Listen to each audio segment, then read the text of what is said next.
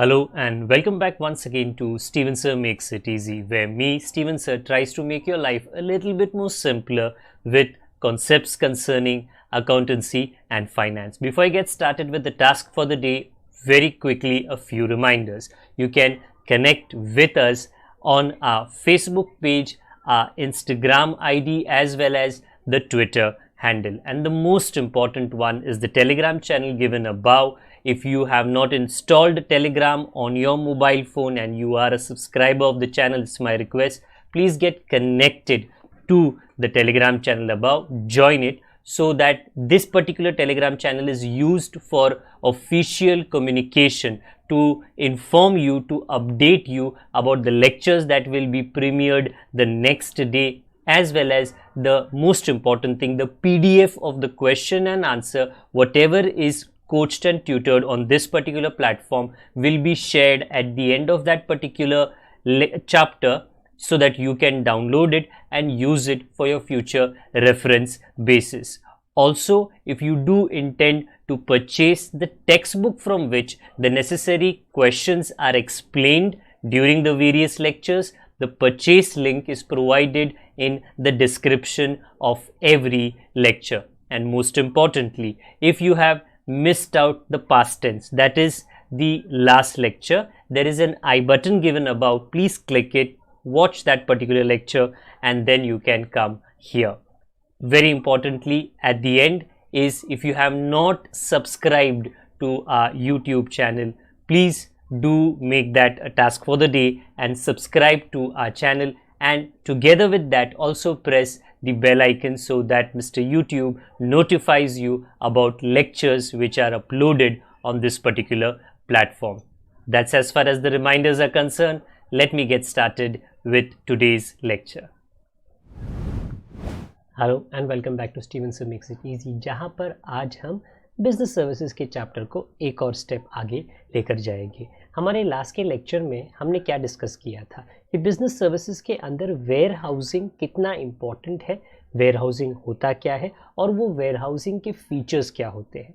आज हम ये समझने की कोशिश करेंगे कि ये जो वेयर हाउस होते हैं, जो बड़ी बड़ी जगह रहते हैं, ओके, जैसे मैं पिछली बार बात कर रहा था कि अमेज़ॉन और फ्लिपकार्ट के ये जो वेयर हाउसेज ये इतने बड़े होते हैं कि आप 4-5 फुटबॉल फील्ड वहाँ पर लगा सकते हो, इतने बड़े, और ये इतने ऑटोमेटेड रहते हैं जहाँ पर द बेस्ट ऑफ रोबोट्स या रोबोटिक टेक्नोलॉजी का इस्तेमाल किया जाता है। तो जल्दी से आज हम ये समझने की कोशिश करेंगे कि वेयर हाउसेस जो होते हैं वो किस किस वैरायटी के रहते हैं। अच्छा, वेयर हाउसेस किस तरह दिखते हैं, वेयर हाउसेस के अंदर फैसिलिटीज़ क्या होती है, ये सारा कुछ पिछली बार भी मैंने छोटे छोटे वीडियो क्लिप्स के द्वारा आपको बता दिया था। वेदर वो वेयर हाउस एक भारतीय कंपनी का है या वेदर वो वेयर हाउस एक विदेशी कंपनी का है, सारा कुछ आप YouTube पे छान मार लोगे, आपको वेयर हाउस और वेयर हाउस में जो इन्वेंटरी, जो सामान रखा जाता है। और ये मैं आपको ज़रूर बता देता हूँ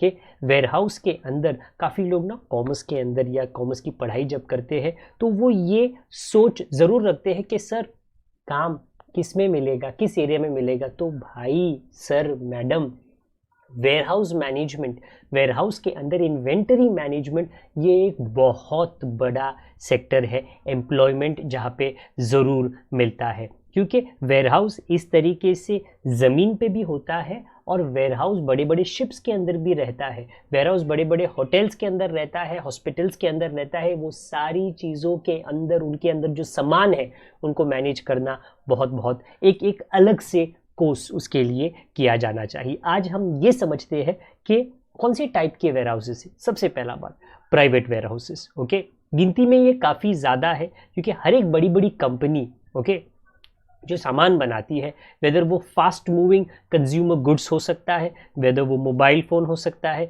वेदर वो रेफ्रिजरेटर फ्रिज हो सकता है, या किसी भी एग्रीकल्चरल प्रोडक्ट हो सकता है। तो किसी भी तरह का प्रोडक्ट आफ्टर द मैन्युफैक्चरिंग कहाँ ना कहाँ पे तो उसको रखना पड़ेगा उस प्राइवेट कंपनी को। तो ये कंपनीज जहाँ पर नॉर्मली मैन्युफैक्चरिंग होता है उसी के आसपास अपने वेयर हाउस का बंदोबस्त कर लेते हैं ताकि वो सामान वहाँ पर आराम से रखा जा सके।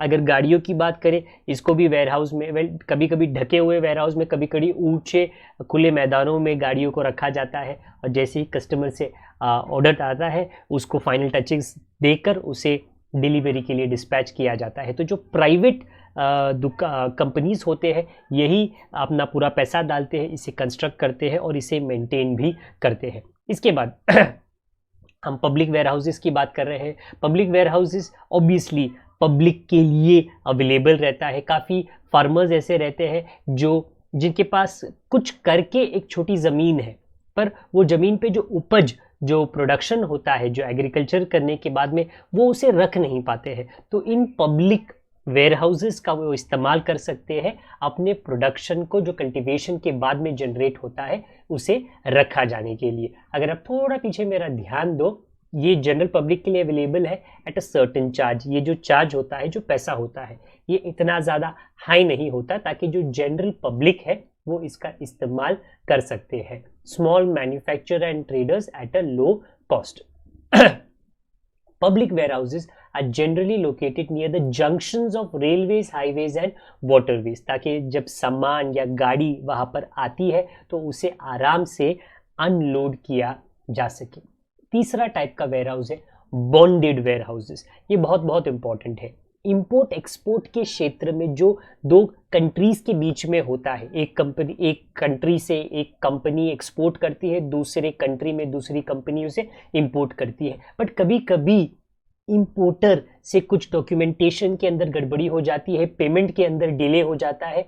तो इन बॉन्डेड वेयरहाउसेस में जो कस्टम्स के नीचे होते हैं, कस्टम्स उस पूरे सामान को, उस पूरे शिपमेंट को इसके अंदर रख देते हैं जब तक इंपोर्टर कागजात को, पेमेंट को पूरी तरीके से क्लियर नहीं कर देता है। यहाँ पर दिया गया है, the warehouse keeper is required to give an undertaking और a bond that it will not allow the goods to be removed without the consent of the custom authorities। तो कस्टम अथॉरिटीज ये सामान इन बॉन्डेड वेयरहाउसेस में रख देते हैं और जब उनका प्रोसीजर इंपोर्टर क्लियर कर देता है तो ही यहाँ से सामान रिलीज किया जाता है। तो तब तक वो सेफ रहता है, कोई भी चोरी वहाँ से होने वाली नहीं है। Duty paid warehouses, duty paid मतलब इंपोर्टर ने ड्यूटी भर दिया बट तो भी कुछ आनाकानी हो चुकी है, तो भी कोई प्रोसेस बाकी हो चुका है, तो अपने प्रोडक्ट को जो उसने इंपोर्ट किया है काफ़ी पैसा देकर,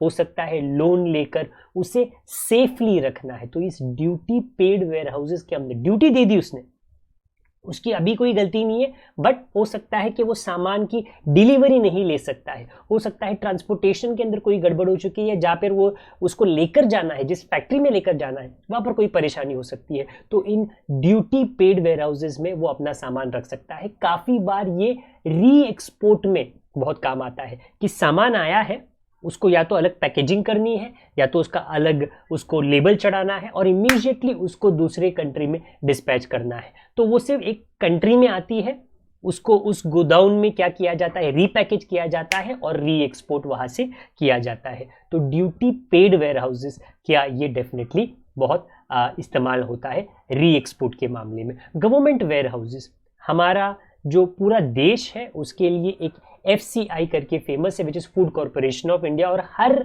एक स्टेट जो है उन्होंने भी अपने, सरकार ने अपने वेयरहाउसेस बनाए हैं। ये वेयरहाउसेस किसके लिए काम आते हैं, जो भी एग्रीकल्चरल प्रोडक्ट रहता है उसे रखने के लिए, क्योंकि जो स्मॉल फार्मर्स होते हैं, जो स्मॉल बिजनेसमैन होते हैं, वो अपने प्रोडक्शन को अपने वेयरहाउसेस में, क्योंकि वो इन वेयरहाउसेस का मेंटेनेंस नहीं कर सकते और कंस्ट्रक्शन नहीं कर सकते हैं, तो इन सरकारी वेयरहाउसेस के अंदर जो या तो फूड कॉर्पोरेशन ऑफ इंडिया या तो अलग अलग स्टेट गवर्नमेंट्स जो मैनेज एंड रन करते हैं, वहाँ पर ये अपने सामान को एट लो कॉस्ट रख सकते हैं। ओके, अगला वेयरहाउस है कोऑपरेटिव वेयरहाउसेस। कोऑपरेटिव मूवमेंट काफ़ी जोशों से इंडिया के अंदर और दूसरे कंट्रीज़ के अंदर चलता है, जहाँ पे लोग जो होते हैं ये इकट्ठा आते हैं, एक कॉरपोरेटिव सोसाइटी बनाते हैं एंड ऑटोमेटिकली अगर ऐसा कहा जाए कि एक जगह पर एक लेट्स से 200 बिल्डिंग है, अच्छा, तो अगर ये 200 बिल्डिंग के लोग जो हो सकता है 5000 परिवार है, हो सकता है, बड़ी बड़ी इमारतें हैं। अच्छा, तो ये 5,000 परिवार जब मार्केट में जाते हैं, थोड़ा थोड़ा करके अपने सामान को खरीदते हैं, उनको कॉस्ट ज़्यादा रहता है। बट अगर ये 5,000 परिवार, ये 200 बिल्डिंग एक साथ आए और वो अपने एक कॉरपोरेटिव सोसाइटी बना ले, बराबर, और कहाँ ना कहाँ पर एक गोडाउन बनाए, तो वो पूरी खरीदारी इन सभी परिवारों के लिए एक साथ कर सकती है। और इकोनॉमिक्स से अगर आप थोड़ा कुछ समझते हो, अगर आप बल्क में सामान खरीदते हो, काफ़ी सस्ता ये आपको मिल जाता है। कोऑपरेटिव सोसाइटीज जो वेयर हाउसेज चलाते हैं, उसे कहा जाता है कोऑपरेटिव वेयर हाउसेज। इसके अंदर या तो ज़रूरत का सामान या तो फूड ग्रेन्स या तो एग्रीकल्चरल प्रोड्यूस रखा जा सकता है। ओके, इसके बाद है कोल्ड स्टोरेज वेयर हाउसेस। आपने डेफिनेटली ये सुना रहेगा, जैसे ही कोविड स्टार्ट हो गया और उसके बारे में रिसर्च स्टार्ट हो गई वैक्सीनेशन के बारे में, वो वैक्सीन्स जो बाहर की कंपनीज ने बनाए थे, फाइजर, जॉनसन एंड जॉनसन जो यूके एंड अमेरिका की कंपनी थी, उन्होंने कहा था कि हमने वैक्सीन तो बना दिया है, पर इसको आपको सब जीरो टेम्परेचर में रखना पड़ेगा। मतलब जीरो भी नहीं, -5, -10, -20, बहुत ठंडी में रखना पड़ेगा, वरना ये वैक्सीन खराब हो जाएगा। ये बात अलग है कि उसके बाद में इंडियन कंपनीज ने भी वैक्सीन बनाए जिसको इतने कोल्ड टेम्परेचर में रखने की कोई जरूरत नहीं थी। But basically cold storage warehouses क्या है? उन चीज़ों को जो नॉर्मल टेम्परेचर पे, रूम टेम्परेचर पे नहीं रखा जा सकता है, क्योंकि उसकी क्वालिटी ख़राब हो जाएगी या उसे इस्तेमाल नहीं किया जा सकता है। तो फार्मास्यूटिकल प्रोडक्ट्स रहते हैं या मीट प्रोडक्ट्स रहते हैं या वेजिटेबल्स करके रहते हैं, इन कोल्ड स्टोरेजेस के वजह से प्रोडक्ट्स जो होते हैं, काफ़ी बार इंडिया के अंदर आपको ऐसा एक फूल मिलता है, फ्लावर मिलता है, जो इंडिया में बनता ही नहीं है, इंडिया में ग्रो ही नहीं होता है, दूसरे कोई यूरोपियन कंट्री के अंदर ग्रो होता है। तो बड़ी अचरज की बात है, वहाँ पे ग्रो होता है, आया यहाँ पे जी, क्योंकि कोल्ड स्टोरेजेस के अंदर उसका ट्रांसपोर्टेशन किया जाता है और उसका प्रिजर्वेशन किया जाता है। तो I repeat my self, cold storages जो बनाए जाते हैं वो स्पेसिफिकली कुछ ऐसे प्रोडक्ट्स के लिए बनाए जाते हैं जिन्हें नॉर्मल टेम्परेचर पे नहीं रखा जा सकता है। कोल्ड टेम्परेचर पे, सब जीरो टेम्परेचर पे रखना बहुत बहुत ज़रूरी हो जाता है। ओके, 7 टाइप के वेयर हाउसेस हमने समझ लिए और मेरे पीछे ऑब्वियसली कोडिंग का समय आ चुका है। एंड आप मेरे पीछे दुबई पुलिस, उनकी वुमेन ऑफिसर्स को देख सकते हो, उनके ऊपर जो वो बड़ी बड़ी गाड़ियाँ इस्तेमाल करते हैं। दुबई पुलिस जो है काफ़ी फेमस है पूरे वर्ल्ड के अंदर कि इनके पास मतलब जो गुंडे रहते हैं ना, उनसे बेहतर गाड़ियाँ तो इन्हीं के पास है। सो पूरे विश्व के अंदर एक ऐसी मैन्युफैक्चर है जो बुगाटी गाड़ीज बनाती है और ये काफ़ी फास्ट गाड़ियाँ बनाई जाती है। ये काफ़ी नॉवेल्टी गाड़ियाँ है क्योंकि इसे 2-3 हज़ार 5 हज़ार नहीं बनाया जाता है, मुश्किल से बनाया जाता है, तो कुछ लोगों के पास ही ये गाड़ियाँ होती है। तो शॉर्टकट में आपको कोड समझने के लिए क्या याद रखना है? Dubai police purchase Bugatti car to catch गुंडाज। वेल, दुबई के अंदर इतने गुंडे तो है नहीं, क्योंकि उनको पता है कि भैया इतनी तेज़ गाड़ियाँ में अगर पुलिस हमको पकड़ने वाले हैं, हम ज़्यादा दूर जा नहीं पाएंगे। ये आपको कैसे हेल्प करेगी 7 वेयर हाउसेस को याद करने में? Duty paid warehouses, private warehouses, public warehouses, bonded warehouses, cooperative warehouses, cold storage warehouses and government warehouses. Dubai police, आपका थैंक यू कि आपने हमारी मदद की ये आंसर को याद करने में। एंड आई होप ज़्यादा हमेशा इतना मीनिंग नहीं करता होगा, बट आपको याद रखने में आपकी हेल्प ज़रूर करेगा। ओके, आज के इस वेयर हाउसिंग के लेक्चर को हम समाप्त करते हैं। बहुत जल्द मिलेगी आखिर के कम्युनिकेशन के टॉपिक के साथ में, और उसके बाद में ये वाला चैप्टर को अलविदा करने का टाइम आ जाएगा। अगर आप पुराने यहाँ पर हो तो प्लीज़, पुराने मतलब हमारे पुराने दोस्त मित्र हो, फ्रेंड हो, तो प्लीज़ शेयरिंग ज़रूर करें। अगर आप नए हो तो सब्सक्राइब ज़रूर करें, दूसरों लोगों तक चर्चा करें हमारे चैनल के बारे में, उन्हें लिंक इस चैनल का शेयर करें, और आप अपना ख्याल ज़रूर रखें। बड़ों का, छोटों का, परिवार वालों का, सबका ख्याल रखें। Good day to all of you, god bless, bye for now.